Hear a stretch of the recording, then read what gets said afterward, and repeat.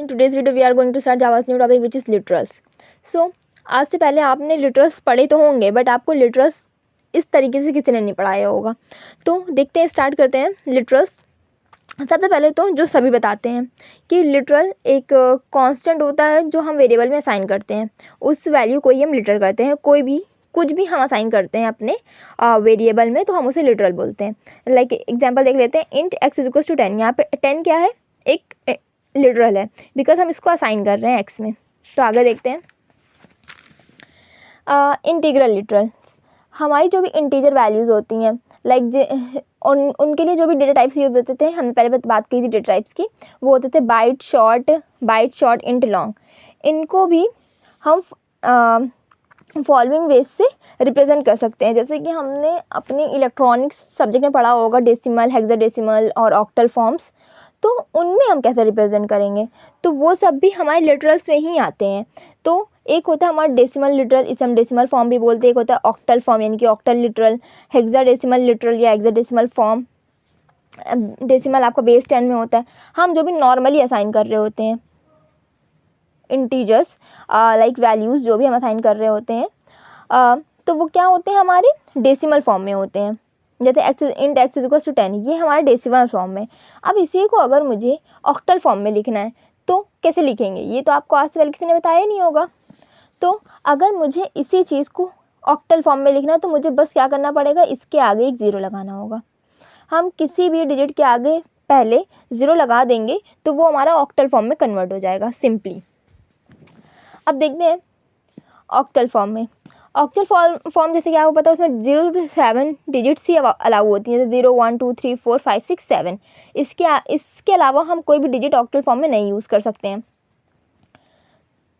तो देखते हैं एग्जाम्पल से, इंट एक्स, बिकॉज ज़ीरो लगाने की वजह से ही ये ऑक्टल फॉर्म में कन्वर्ट होगा। तो 1 0 ये हमारा, अब इसको ऑक्टल फॉर्म में कन्वर्ट करेंगे तो क्या आएगा हमारा आउटपुट, कन्वर्ट करके देखते हैं रफ में। देखिए आपको कन्वर्ट करना तो आता ही होगा। जैसे 1 0 है, ये हमारा ऑक्टल फॉर्म में दिया, अब हमें इसे डेसिमल फॉर्म में कन्वर्ट करना है। तो हमारा आउटपुट क्या आएगा, 0 into 8 power 0 plus 1 into 8 power 1। तो ये हो जाएगा आपका 8। आउटपुट आपका 8 आने वाला है। ओके, फिर एक और एग्जांपल देखते हैं। मान लीजिए, नहीं चलिए अभी आगे बढ़ते फिर आगे आपको बताएंगे हेक्साडेसिमल फॉर्म्स। हेक्साडेसिमल फॉर्म में आपके 0 to 9 वैल्यूज़ होती हैं और A to F हम अल्फ़ाबेट यूज़ कर सकते हैं। न्यूमेरिक वैल्यूज़ में आपका 0 to 9 होती हैं और A to F आप कुछ भी यूज़ कर सकते हैं। हेक्साडेसिमल में इसका बेस 10 होता है। अब इसको कैसे रिप्रेजेंट करेंगे हम, आपको ये सब बातें तो आज तक किसी ने बताई नहीं होंगी ना, तो आज मैं बताती हूँ आपको। 0x, ये x आप कैपिटल भी ले सकते हैं और ये x आप स्मॉल भी लिख सकते हैं, और इसके आगे आप कुछ भी लिखेंगे। 1 0 मैंने लिखा मान लीजिए।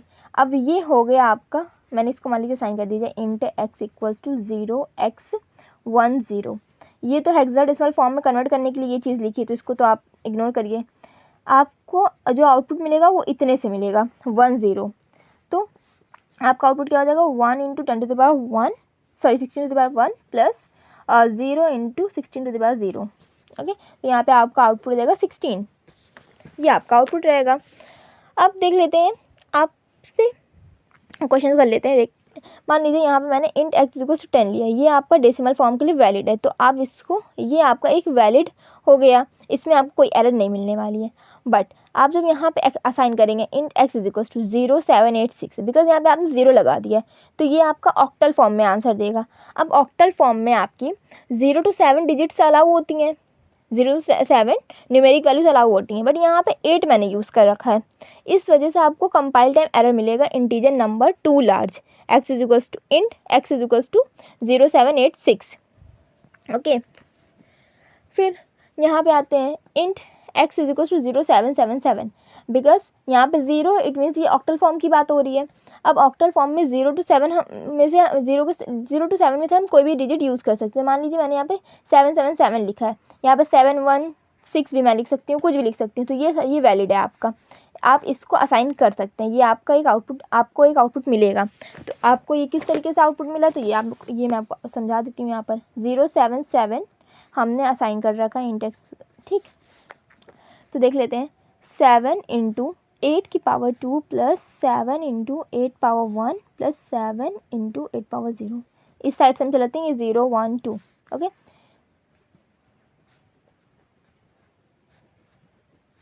अब ये सब मल्टीप्लाई करके आप देख लेंगे, आपको आउटपुट मिल जाएगा, ऐड कर लीजिएगा। तो आपका आउटपुट यही मिलेगा 511। फिर int x is equals to 0x, because 0x लगा दिया जाए तो यहाँ पे मैंने कैपिटल यूज़ करा, आप स्मॉल भी लगा सकते हैं, आपको एरर नहीं मिलेगी। आप कैपिटल और स्मॉल कुछ भी यूज़ कर सकते हैं। 0x मैंने यहाँ पे लिया। अब यहाँ पे फेस मैंने लिखा है FACE, बिकॉज 0x मैंने ये लिखा है यहाँ पे, इसका मतलब है कि हेक्साडेसिमल की बात हो रही है।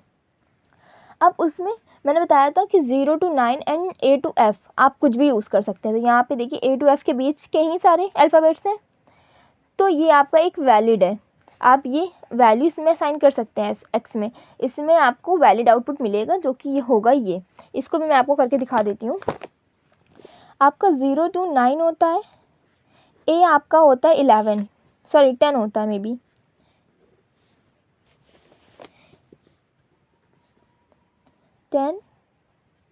F से स्टार्ट है ना, FACE।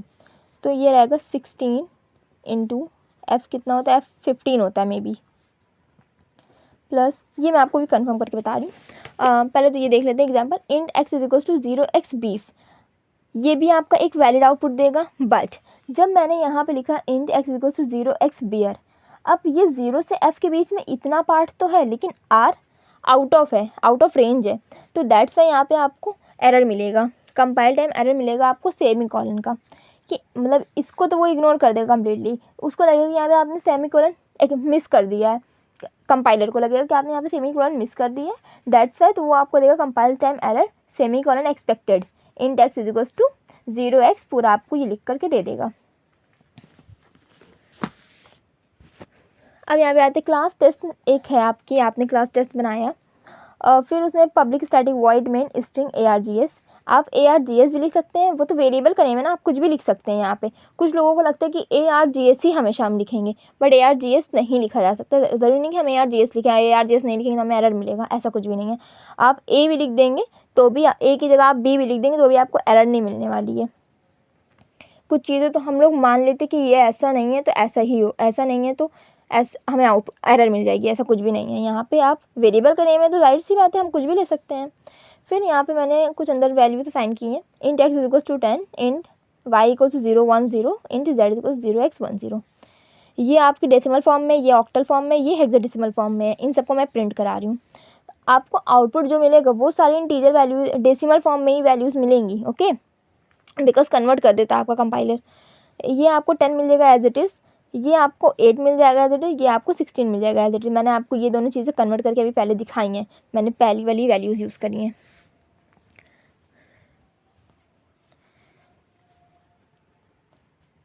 यहाँ पे वही लिखा हुआ है कि बाय डिफ़ॉल्ट सब जो होता है आपको वो डेसिमल फॉर्म में ही होता है, और आपकी जो भी वैल्यूज असाइन हो, जो अभी आपका आउटपुट आता है वो भी इंटीजर वैल्यू होती है।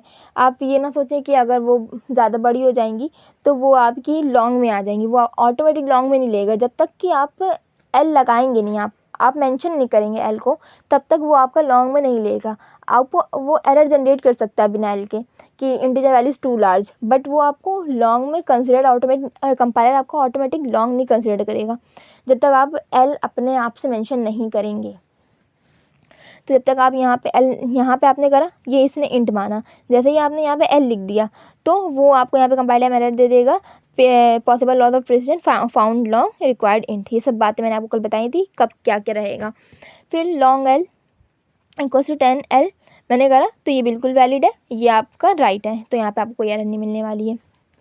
फिर ऐसे ही आप सोचते होंगे कि मान लीजिए मुझे शॉर्ट को बाइट को करना है, तो यहाँ पे मैं छोटा सा, मतलब मैंने आगे लिख रखा है बी लिख दूँ या मैं एस लिख दूँ, स्मॉल आगे लगा दूँ जैसे एल लगाया है, तो ये बिल्कुल इनवैलिड है, ऐसा कुछ नहीं होता है। तो आप असम्पशन ना लगाएं, कुछ चीज़ों को लेकर कुछ चीज़ें बनाई गई हैं तो आप यहाँ पे एस और बी नहीं लगा सकते हैं कि आप डायरेक्टली इंट में बाइट को और शॉर्ट को असाइन कर दें, तो नहीं कर सकते हैं इस तरीके से।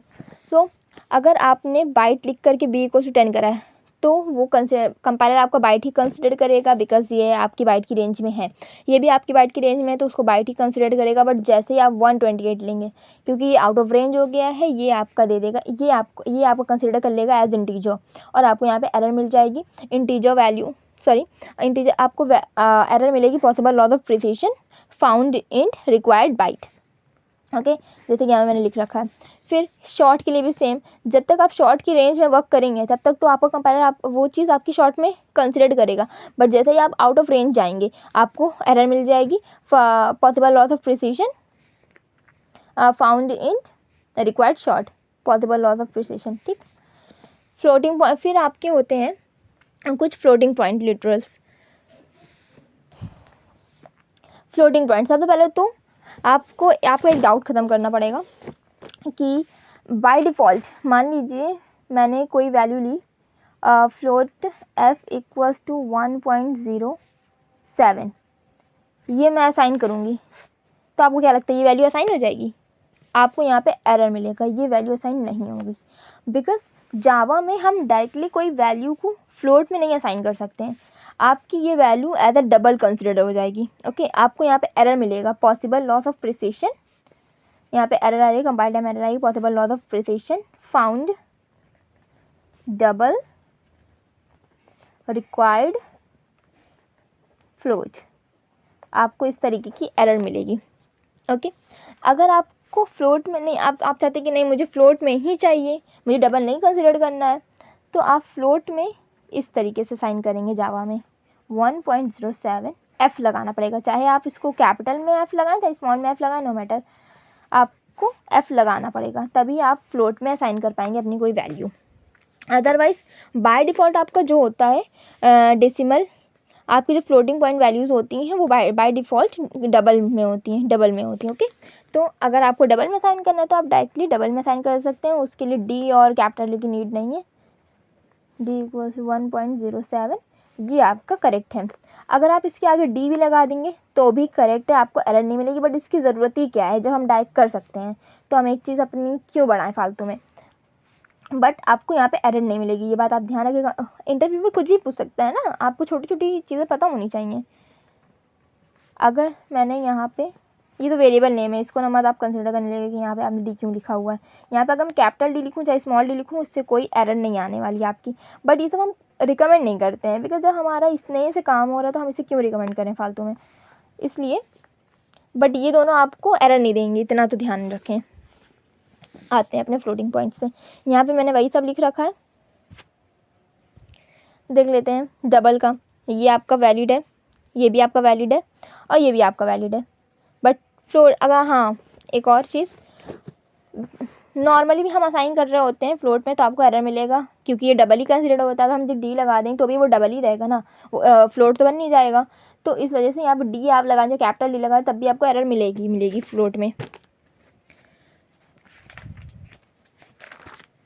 आते हैं अपने अब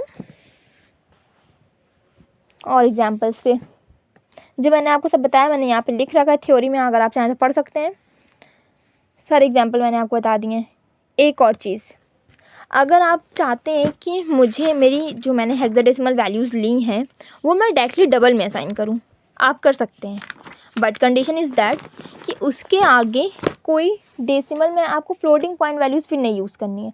अगर आप हेक्साडेसिमल और ऑक्टल फॉर्म में अपनी वैल्यूज़ को असाइन करना चाह रहे हैं डायरेक्टली डबल आप यूज़ करना चाह रहे हैं डेटा टाइप, तो आप कर सकते हैं, बट कंडीशन इज़ दैट कि आपकी जो वैल्यू है वो फ्लोटिंग पॉइंट नहीं होनी चाहिए, वो इंटीजर ही होनी चाहिए। एग्जाम्पल से देख लेते हैं, यहाँ मैंने एग्जाम्पल लिख रखा है, देख लेते हैं यहीं पर। जैसे डबल डी इक्वल्स टू 123.456, ये तो ठीक है, ये तो आप कर सकते हैं साइन, बट ये तो इंटीजर ही था, ये आपने कर दिया, फ्लोटिंग पॉइंट थी सॉरी। अब बट जब यहाँ पे आपने ज़ीरो लगाया, इतनी चीज़ तो आपकी हेक्साडेसिमल फॉर्म में आई ना, क्योंकि हम जब ज़ीरो लगा देते हैं तो हमारा वो ऑक्टल बन जाता है इंटीजर में। अब ये मैं जब असाइन करना चाहूँ, बिकॉज यहाँ पे मैंने फ्लोटिंग पॉइंट यूज़ कर रखा है, डेसिमल के बाद वैल्यूज़ लिख रखी हैं, तो कंपाइलर क्या करेगा, हमें एरर जनरेट कर देगा, लिखेगा इट इज़ हमारा एरर क्या आ जाएगा, it is decimal literal but not, sorry हमारी एरर मैंने यहाँ मेंशन नहीं कर रखी है, यहाँ पे एरर आती है हमारी मॉल फॉर्म्ड करके एरर आती है, मॉल फॉर्म करके एक एरर आती है, तो वो यहाँ पे आ जाएगी। फिर यहाँ पे double d equals to 0x123.45, ये जब 0x करते हैं तो हमारे ये हेक्साडेसिमल की तरह ट्रीट होता है हमारे इंटीजर में, बट ये फ्लोटिंग पॉइंट है, ये वैल्यू पूरी फ्लोटिंग पॉइंट है। हमें डबल से मतलब नहीं कि हम डबल में असाइन कर रहे हैं इस वजह से मेरा एरर आ रहा है, डबल में असाइन करने की वजह से एरर नहीं आ रहा, हमारे ये डेसिमल की बात की डिजिट की वजह से एरर आ रहा है। देखिए मैंने यहाँ पे लिख रखा है mall formed floating point literal, ये आपकी एरर आ जाएगी, जो मैंने यहाँ पे आप बताया था ना मैं आपको मॉल फॉर्म करके, तो यहाँ पे इस टाइप की एरर आती है, तो ये आपकी एरर आ जाएगी। बट अगर आप डायरेक्टली असाइन करें बिना डेसिमल यूज़ करें तो आपको कोई एरर नहीं मिलेगा। जैसे मान लीजिए मैंने यहाँ पे लिखा 0786, अब ये तो मैंने आउट ऑफ रेंज ले लिया ऑक्टल के, 786, 8 तो नहीं होता है ना ऑक्टल में केवल 0 to 7 कुछ भी हम यूज़ कर सकते हैं, 0 to 7 के बीच की कोई भी वैल्यू, बट 8 मैंने यूज़ करे तो यहाँ पे तो आपको एरर मिलेगा, integer values too large. But अगर मैं यहाँ पे 077 लिखती या 076 लिखती तो आपको कोई एरर नहीं मिलेगा, आप ईजिली असाइन कर सकते हैं अपनी वैल्यू डबल में। देख लेते हैं एग्जाम्पल से। मान लीजिए मैंने लिखा डबल डी इक्वल्स टू 07765 कुछ भी लिखा, तो यहाँ पे आपको कोई एरर नहीं मिलेगा, ये आपका करेक्ट आउटपुट देगा, आपको इंटीजर में कन्वर्ट करके आउटपुट देगा, बट जो भी आपको आउटपुट देगा उसके बाद पॉइंट करके एक 0 लगाएगा, आपको आउटपुट 0.0 मिलेगा, जो भी आपकी वैल्यू होगी आउटपुट आएगा इसका पॉइंट के बाद 0। ठीक, फिर यहाँ पे एक और एग्जांपल देख लेते हैं। जैसे मैंने यहाँ पे डबल डी इक्वल यहाँ पे हेक्साडेसिमल का है 0x की पहचान है, इसका मतलब हम हेक्साडेसिमल में कन्वर्ट करना चाह रहे हैं। फेस अब A to F हम कुछ भी यूज़ कर सकते हैं बीच की, तो यहाँ पे F है, A है, C E है, बीच में कुछ भी बीच की कोई भी वैल्यू यूज़ करते हैं, इसका मतलब ये सही असाइन कर रहे हैं, पॉइंट के बाद कोई वैल्यू नहीं, इसका मतलब हम सही वैल्यू असाइन कर रहे हैं, तो डबल में ईजिली असाइन हो जाएगी। बट आप जब इसको कन्वर्ट करेंगे तो आपको 0.0 आगे मिलेगा, बिकॉज ये आपकी वैल्यू बाद में फ्लोटिंग पॉइंट में कन्वर्ट हो जाएगी। डबल डी इक्वल्स टू, अब आपने यहाँ 0.0 लगा दिया, बाद में 0.0 लगाना ये आपको एरर देगा, ओके, बिकॉज यहाँ पे आपने 8 यूज़ कर रखा है जो कि है गलत। Double d equals to 0x face 0.0, यहाँ पे भी आपने 0 लगा दिया है। जब आपने यहाँ 0 लगा दिया है तो इस वजह से आपका ये गलत हो जाएगा, ठीक, क्योंकि आपने डेसिमल यूज़ कर लिया है। अगर आप इंटीजर यूज़ करते तो आपको यहाँ पे गलत आउटपुट ना मिलता।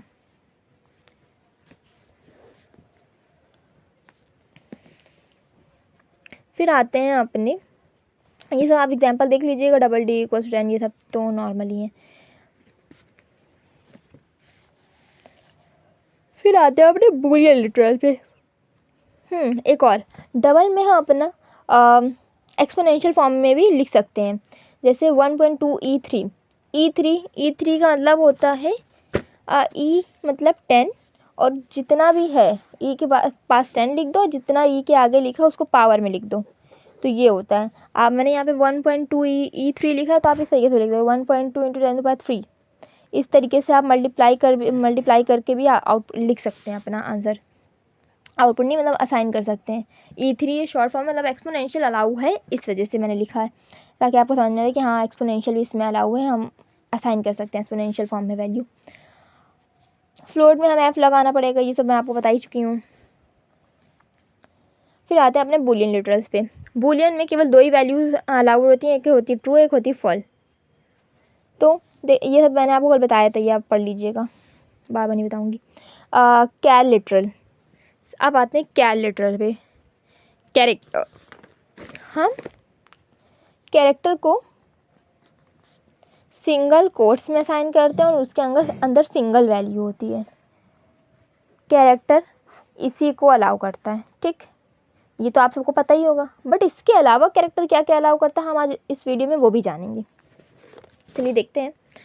पहली बात तो कैरेक्टर में मान लीजिए आपने कैर लिखा, डेटा टाइप कैर यूज़ किया और आपने सिंपली सी लिख दिया, तो यहाँ तो आपको एरर मिलेगा। और एरर क्या मिलेगा आपको? Compile time error can't find symbol.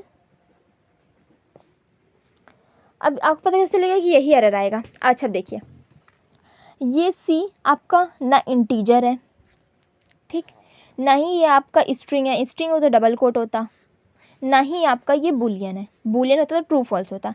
जब ये किसी डेटा टाइप का कुछ भी नहीं यूज़ कर रहा है, जब ना ही ये इंटीजर है, ना ये फ्लोटिंग पॉइंट है, ना ये स्ट्रिंग है, जब ये कुछ नहीं तो ये क्या है, इसका मतलब ये एक सिंबल है, तो हम इसे एक सिंबल की तरह ट्रीट करेंगे। ओके, कांट फाइंड सिंबल, और सिंबल किस टाइप का होगा, सिंबल वेरिएबल जो भी आपने यहाँ पे यूज़ किया, मैंने यहाँ सी यूज़ किया तो यहाँ सी रहेगा। और मान लीजिए फिर क्या आएगा, लोकेशन क्या है, आप किस सिंबल की लोकेशन पूछेगा। अब जो भी क्लास मैंने बनाई होगी, मान लीजिए मैंने क्लास टेस्ट नेम से बनाई है अपनी, उस टेस्ट के अंदर ये सब लिखा है, पब्लिक स्टैटिक वॉइड में ये सब लिखा हुआ, उसके अंदर ये मैंने वैल्यू असाइन की है। तो टेस्ट नाम की मेरी क्लास है, तो यहाँ पे आ जाएगा क्लास टेस्ट, लोकेशन आपकी हो जाएगी क्लास टेस्ट, ये आपको एरर मिलेगा। फिर कैर सी इक्वल्स टू आपने असाइन कर दिया स्ट्रिंग, एक कैरेक्टर में आपने एक स्ट्रिंग असाइन कर दी, आपको एरर मिलेगा compile time error, incompatible types found Java dot lang dot string required char. Okay, ये आपको एरर मिलेगा। अगर आप यहाँ पे char c equals to true लिख देते हैं, बिकॉज जावा में तो ट्रू ऐसे ही बूलियन का ट्रू यही होता है, अगर आप कैपिटल लिखते हैं तो वो एज अ सिंबल ट्रीट होता ट्रू, यानी कि ये बूलियन वाला मैं यूज़ कर रही हूँ। तो यहाँ पे आपका आएगा कंपैटिबल, सॉरी यहाँ पे आपको पॉसिबल लॉस ऑफ प्रिसीजन आएगा, कंपाइल टाइम एरर आएगा आपका possible loss of precision found boolean required char. Found उसको ये मिला, मतलब उसको बूलियन फाउंड हुआ यहाँ पर, और आपकी रिक्वायरमेंट क्या थी, कैरेक्टर टाइप की, तो रिक्वायर कैर। अब आते हैं आगे। हाँ, हमें पता है कि हमारी जो जावा है वो यूनिकोड बेस है, तो हम अपने कैरेक्टर में 0 to 65535 यानी कि 65,535 इतने के बीच के हम कोई भी वैल्यू यूज़ कर सकते हैं।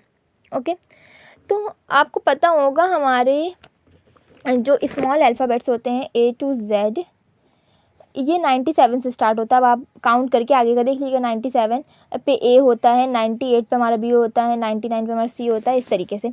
तो मान लीजिए मैंने कैरेक्टर CH में अपने 97 असाइन किया, तो ये कम्प्लीटली वैलिड है, इसमें आपको कोई भी एरर जनरेट नहीं होगा। जब आप इसको प्रिंट कराएंगे तो आपको आउटपुट मिलेगा A। आउटपुट आपको कैरेक्टर फॉर्म में ही मिलेगा, आउटपुट आपको इंटीजर में नहीं मिलने वाला है। मान लीजिए यहाँ पे मैंने 99 लिखा हो तो आपको आउटपुट मिलता C। ऐसे कुछ भी, मतलब इनके बीच की मैं कोई भी वैल्यू असाइन करूँ तो मुझे वो मिलेगा आउटपुट में, बट तभी मिलेगा आउटपुट में जब आपका कंप्यूटर या जिस पे भी आप वर्क कर रहे हैं वो सिंबल, वो मतलब जो आपने मतलब वैल्यू असाइन की है, अगर वो सिंबल प्रेजेंट है उसमें तो आपको आउटपुट मिलेगा, अदरवाइज़ आपको क्वेश्चन मार्क मिलेगा, बार बार आपको क्वेश्चन मार्क मिलेगा अगर आपका सिंबल नहीं है वहाँ पर। ठीक, बेसिकली ज़्यादातर लैपटॉप्स कंप्यूटर में बेसिक वाले तो होते हैं, आपको स्पेशल कैरेक्टर्स मिल जाएंगे, आपको A to Z मिल जाएगा, 1 2 3 मिल जाएगा, मतलब 0 to 9 कुछ भी मिल जाएगा, A to Z capital small में मिल जाएगा। बट मान लीजिए आपके अरेबिक कैरेक्टर्स आपके कंप्यूटर में नहीं है, आपके कंप्यूटर में तेलुगु कैरेक्टर्स नहीं है, तो आपको वहाँ पे क्वेश्चन मार्क, मान लीजिए आपको तो याद नहीं है ना कि आप कौन, मतलब मान लीजिए आपने 1000 समथिंग कुछ यूज़ कर लिया, मान लीजिए वो कोई, मान लीजिए मुझे एग्जैक्टली खुद नहीं पता है, मान लीजिए वो एक तेलुगु कैरेक्टर है, अब आपके कंप्यूटर में वो नहीं है, आपके सिस्टम में वो चीज़, तो आपको वहाँ पे क्वेश्चन मार्क मिलेगा। ठीक है, एरर नहीं जनरेट होगी, बिकॉज एरर क्यों जनरेट होगी, वो तो आपके सिस्टम की फॉल्ट है ना। बेसिकली वहाँ पे वेरिएबल, वहाँ पे एक सिंबल है, बट आपके लैपटॉप में या कंप्यूटर में नहीं है, आपके सिस्टम में नहीं है, इस वजह से आपको वहाँ पे क्वेश्चन मार्क मिलेगा। ठीक, अगर आप चाहते हैं आपको सिंबल देखना है कि वहाँ पे एग्जैक्टली वहाँ सिंबल है, तो एक यूनिकोड करके एक वेबसाइट है, आप वहाँ पे जाके देख सकते हैं, वहाँ पे सारे सिंबल्स आपको मिलेंगे 0 to 65535 के बीच के। अब यहाँ पे मैंने अपना कैरेक्टर में असाइन कर दी मतलब यहाँ पे तो 65,535 535 तक वैलिड वैल्यूज़ हैं, मैंने यहाँ पे 6 कर दिया, लास्ट में 5 की जगह 6 कर दिया, अभी तो आउट ऑफ रेंज हो गया। तो फिर वही आपको एरर मिलेगा, incompatible types found int required character. जब तक वैलिड रहेगा, रेंज के बीच का रहेगा, तब तक आपको राइट आउटपुट मिलेगा, अदरवाइज आपको एरर मिलेगी। फिर कैरेक्टर 0x फेस, ये आपने हेक्साडेसिमल में यूज़ किया है, बट आपका ये वैलिड है बिकॉज़ ये आप जब इसको कन्वर्ट करेंगे, ये आपका इंटीजर में पहले कन्वर्ट होगा, देन जाके आपको आउटपुट मिलेगा आपको एक कैरेक्टर ही। इसको मैं आपको कन्वर्ट, ये कैरेक्टर 077, ये भी आपका वैलिड रहेगा बिकॉज जब हम इसको कन्वर्ट करेंगे वो कुछ भी आएगा तो इसी के बीच की रेंज का आएगा, जब इसके बीच की रेंज का वो होगा तो आपको कैरेक्टर मिल जाएगा। आउटपुट में आपको कैरेक्टर ही मिलेगा, आउटपुट में आप ये ना सोचें कि आपको इंटीजर वैल्यू मिलेगी, इंटीजर वैल्यू नहीं मिलेगी, मिलेगा आपको कैरेक्टर ही, जो भी यहाँ पे सिंबल होगा इसके बीच का। एक और तरीका होता है हमारी यूनिकोड कैरेक्टर्स को रिप्रेजेंट करने का, ओके, वो होता है /u, सिंगल कोड के अंदर /u XXXX, कुछ भी XX हो सकता है, मीन्स यहाँ पे ये फॉर्म जो है ये हेक्साडेसिमल को रिप्रेजेंट करने की है। आप इसके अंदर जो भी लिखेंगे वो हेक्साडेसिमल फॉर्म में आपका आएगा, ओके। और यहाँ पे 4 डिजिट्स ही होंगी, ये नहीं आप 5 डिजिट यूज़ करके बैठ रहे हैं, 10 डिजिट यूज़ करके बैठ रहे हैं, नो। मान लीजिए फॉर एग्जांपल मैंने यहाँ पे लिख रखा, दिखाती हूँ आपको, CAR सिंगल कोड के अंदर /u \u 0061। अब जब इस आप CH प्रिंट कराएंगे आपको एक वैलिड आउटपुट मिलेगा, ओके। फिर हम आते हैं, अब कुछ हमारे एस्केप कैरेक्टर्स होते हैं, आपने यूज़ भी करे होंगे कुछ लाइक \n आपने यूज़ करा होगा कभी ना कभी अपने किसी ना किसी प्रोग्राम में, और \t यूज़ किया होगा, इतने तो आपको पता है। बट आज चलते हैं, ये भी आपके वैलिड कैरेक्टर्स हैं। मान लीजिए आपने असाइन किया \n, ये वैलिड कैरेक्टर तो आपको राइट आउटपुट मिल जाएगा। फिर आपने यहाँ पे लिखा \m, ये वैलिड एस्केप कैरेक्टर नहीं है, आपने कुछ भी नहीं असाइन कर देना है कि हाँ कुछ भी असाइन कर दिया आउटपुट मिल रहा है। \m जो है वो वैलिड नहीं, इस वजह से कंपाइल टाइम एरर मिलेगा, इलीगल एस्केप कैरेक्टर। ये \t वैलिड है, इस वजह से आपको वैलिड आउटपुट मिलेगा। फिर यहाँ पे देख लेते हैं एस्केप कैरेक्टर कौन कौन सा वैलिड है। \n है, इसको न्यू लाइन बोलते हैं, न्यू लाइन मिल जाएगी आउटपुट में आपको। ये डबल स्लैश यूज़ करेंगे, यानी एक तो इसका यूज़ हुआ है, एक आपका स्लैश है। कभी कभी हमें स्ट्रिंग में क्या करना होता है कि हमें स्लैश चाहिए। मान लीजिए मेरे को system.out.println में मैंने यहाँ पे लिखा दिस इज स्लैश, ठीक। मैंने ये अगर यूज़ किया तो आपको एरर क्या मिलेगी, आपको एरर मिलेगी कि आपने इसको बंद नहीं कर रखा है, क्योंकि जैसे ही हम स्लैश यूज़ करेंगे, मतलब बंद नहीं कर रखा, आपको यहाँ पे ये स्टार्टिंग का इसके साथ ही कंसिडर कर लेगा। जैसे यहाँ \n है तो ये इसको इसके साथ कंसिडर कर लेगा तो आपको आउटपुट में एरर मिलेगी कि इलीगल एस्केप कैरेक्टर। बट आप तो इसको एज एस्केप कैरेक्टर यूज़ ही नहीं कर रहे हैं ना, आप तो इसे आप तो स्लैश लगाना चाह रहे हैं, ठीक। तो अगर आपको स्लैश यूज़ करना है अपने आउटपुट में तो आपको यहाँ पे डबल लगाना पड़ेगा, डबल स्लैश आपको यूज़ करना पड़ेगा, तो जाके आपको आउटपुट मिलेगा करेक्ट। वहाँ पे आपको सिंगल ही मिलेगा \, ठीक है, डबल नहीं मिलेगा। \t आपका ये हॉरिजॉन्टल टैब होता है, \r आपका कैश रिटर्न होता है, \b बैक स्पेस होता है, आपके लैपटॉप में बना होता है इस तरीके से एरो होता है और बैक स्पेस लिखा होता है, तो ये वही का काम करता है, उसी का जो हम लोग कट नहीं करते हैं कि वही बैक स्पेस है ये। फिर एक सिंगल कोट है, मान लीजिए आपने मान लीजिए आपको system.out.println करना है, दिस इज आपने यहाँ पे लगा दिया अपना ये, फिर आपने लिख दिया स्लैश, बट ये चीज़ आपको एज अ सिंबल यूज़ करनी है अपने आउटपुट में। बट आपको कंपाइलर एरर देगा कि आपने अपना ये वाला तो बंद कर दिया है, आप इसे बंद करना भूल गए। इसका मतलब आपको आउटपुट मिलेगा अनक्लोज्ड लिटरल, अनक्लोज स्ट्रिंग लिटरल या अनक्लोज कैर लिटरल, जिस तरीके का आप यूज़ करेंगे आपको वो आउटपुट में मिल जाएगा। मतलब उसको कंपाइलर को लगेगा कि आप क्लोज करना भूल गए। तो आपको इस तरीके का एरर ना मिले तो आपको स्लैश यहाँ पे लगाएंगे, आप एक स्लैश लगाएंगे, जब आप अपना यूज़ करेंगे तो आपको आउटपुट में ये इस तरीके का आपको आउटपुट मिलेगा, दिस इज़, फिर आप ये कोमा इन्वर्टेड कॉमा आपके आ जाएंगे, फिर आपका आ जाएगा एक स्लैश जो आपने लिखा है, ये आपका आउटपुट आ जाएगा। अगर आप इसको नहीं लगाएंगे, इस तरीके का स्लैश नहीं यूज़ करेंगे तो आपको एरर मिलेगी। फिर आते हैं \f, ये फॉर्म फीड होता है, \apostrophe पे सिंगल कोट होता है। आपको मान लीजिए समटाइम्स आपको सिंगल कोट यूज़ करना है, आपने स्लैश लिख दिया, तब भी आपका एरर आएगा कि अनक्लोज्ड लिटरल। ओके, तो आपको इसके लिए भी आपको ये यूज़ करना पड़ेगा स्लैश। ये सब आपको कुछ वैलिड है और कुछ इनवैलिड है, इसमें कुछ आप गेस करिए, बाकी मैं तो बता ही रही हूँ। आपको ये कम्प्लीटली इनवैलिड बिकॉज ये आउट ऑफ रेंज है, आपका ऐसा कोई स्केप कैरेक्टर नहीं, मैंने इतने में बताया, इनमें से कोई भी नहीं है, तो इसका मतलब ये इनवैलिड है, आपको एरर मिलेगा यहाँ पे। फिर आपने कॉमास के अंदर, इन्वर्टेड कॉमास के अंदर, सिंगल कोट के अंदर आपने आई फेस लिखा, आई फेस लिखने का कोई रूल नहीं है, \u लिखने का रूल है, तो ये आपका इनवैलिड है। फिर आता है \ch\u बीफ, ये वैलिड है। यहाँ पे कैरेक्टर 0x बियर, ये तो आउट ऑफ रेंज ही हो गया, दैट्स वाई एरर आया है। फिर \ch\u फेस, यहाँ पे सिंगल कोट्स नहीं है, इस वजह से यहाँ पे एरर आया है। फिर आते हैं अपने स्ट्रिंग लिटरल्स पे। डबल कोट्स में हम किसी भी चीज़ को लिखेंगे, डबल कोट्स के अंदर कुछ भी लिखेंगे हम, वो एज अ स्ट्रिंग ही ट्रीट होगा, चाहे हम उसमें न्यूमेरिक वैल्यूज़ लिखें, चाहे हम उसमें स्पेशल सिम्बल्स यूज़ करें, चाहे हम उसमें कुछ भी लिखें, स्पेसेस भी भले ही लिखें, स्पेस बार दबाते जा रहे हैं हम तो भी वो एज अ स्ट्रिंग ही ट्रीट होगा। डबल कोट्स है, इट मीन्स स्ट्रिंग है, नो मैटर एम्प्टी और वॉट। फिर आप स्ट्रिंग में इतना ही है बस। फिर आपका 1.7 वर्जन में, जावा के 1.7 वर्जन में आपकी 2 चीज़ें और ऐड हुई हैं।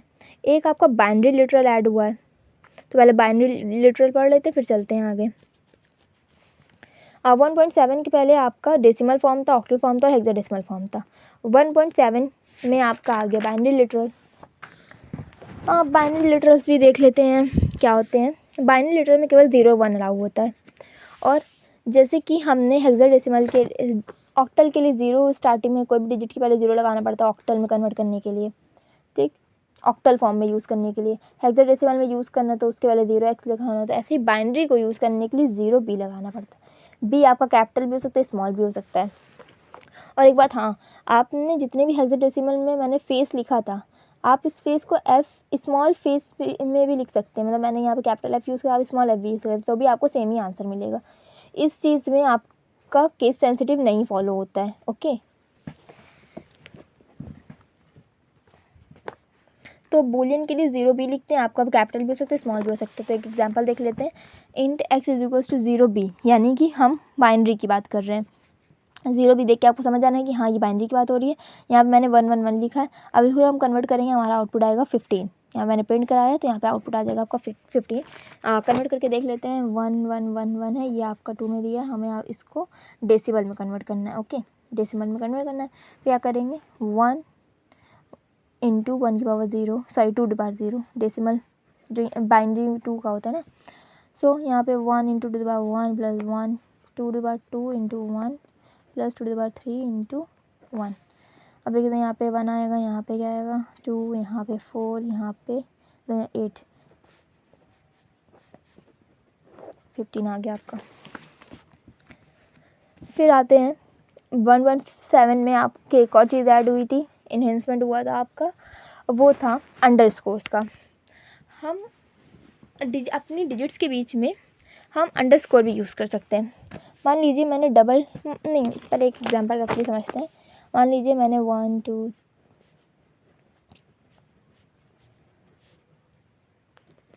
अब इसको पढ़ने में आपको थोड़ा टाइम तो लगेगा, आप पहले चेक करेंगे कहीं दहाई सैकड़ा हज़ार 10,000 लाख 10 लाख करोड़ 10 करोड़, चलिए इतना ही रखते हैं पहले, 10 करोड़ अरब, इतना करने की इतने ही समझ जाएंगे आप, 10 करोड़, ठीक। अब आप इसको पहले चेक करेंगे, फिर आप बताएंगे 10 12 करोड़ 57,79,107 तब जाके आप कुछ बता पाएंगे। ठीक, इसी चीज़ को रीडेबिलिटी को बढ़ाने के लिए, ऐसे तो रीडेबिलिटी डाउन हो रही है आपकी कि आपको टाइम लग रहा है पढ़ने में, तो इसी को इजी करने के लिए आपके आए अंडरस्कोर। अगर मैं यहीं पे यहाँ पे अंडरस्कोर लगा दूँ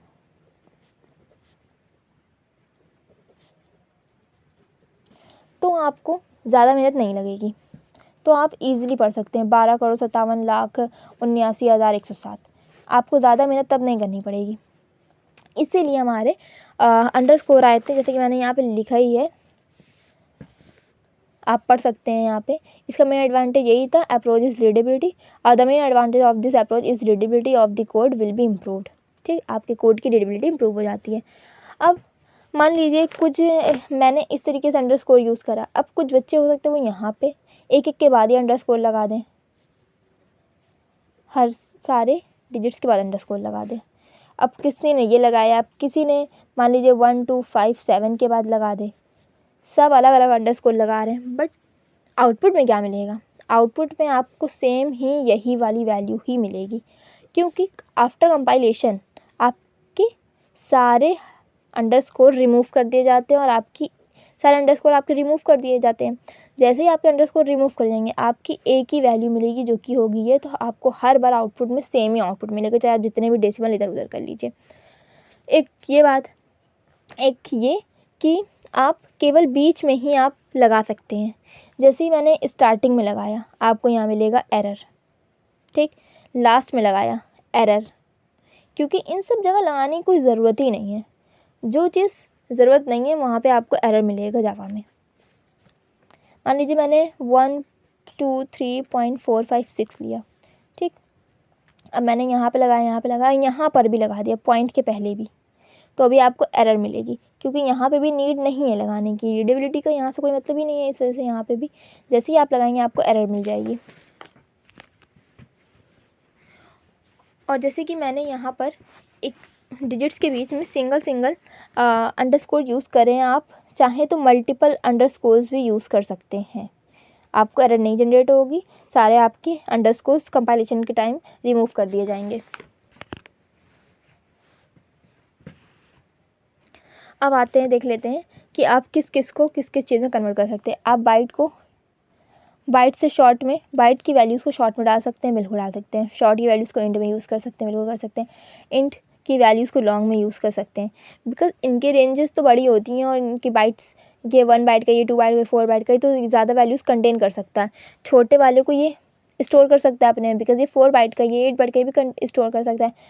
फ्लोट लॉन्ग की वैल्यूज़ को स्टोर कर सकता है, डबल फ्लोट की वैल्यूज़ को स्टोर कर सकता है। ठीक, अब सब लोग सोचेंगे ये तो 8 बाइट का, ये 4 बाइट का है, तो फ्लोट कैसे कर सकता है लॉन्ग की वैल्यूज़ को स्टोर?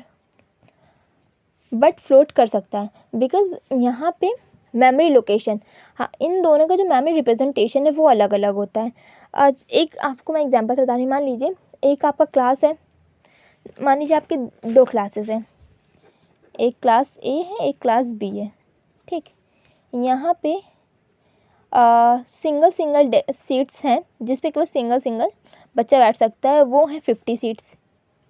ओके, और बी क्लास में आपकी 25 सीट्स हैं, बट हर सीट पे 2 बच्चा बैठ सकता है। तो कोई डिफरेंस है क्या? यहाँ भी 50 बच्चे ही बैठेंगे, यहाँ पे भी 50 बच्चे ही बैठेंगे। तो यहाँ पे भी लॉन्ग और फ्लोट में भी यही दिक्कत, यही मतलब रीज़न है कि इन दोनों का मेमोरी रिप्रेजेंटेशन अलग अलग होता है। तो इसके साइज से नहीं देखना है, because of memory representation float long की वैल्यूज़ को स्टोर कर सकता है, बट अगर हम चाहें कि हाँ लॉन्ग फ्लोट की वैल्यू को स्टोर कर ले तो लॉन्ग नहीं कर पाएगा।